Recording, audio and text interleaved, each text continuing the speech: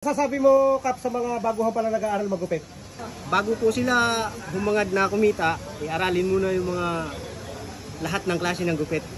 Kap, anong masasabi mo sa mga baguhan pa lang na nag-aaral maging barbero? Tuloy-tuloy lang nila yung ginagawa nila, lalo na kung hindi pa ganun kaayos yung gupit. Siyempre, habang tumatagal, kusa naman madedevelop yan. At saka Anong may papayo mo sa mga babaeng gustong maging barbera?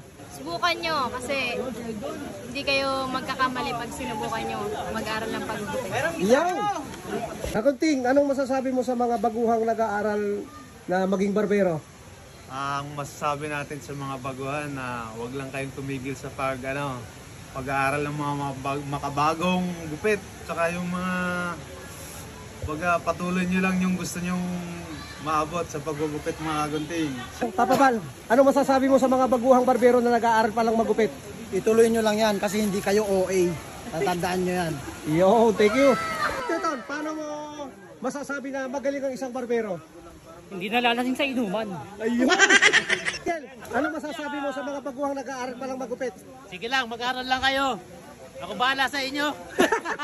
Jason, Kap Jason, anong masasabi mo sa mga nag-aaral pa lang magupit?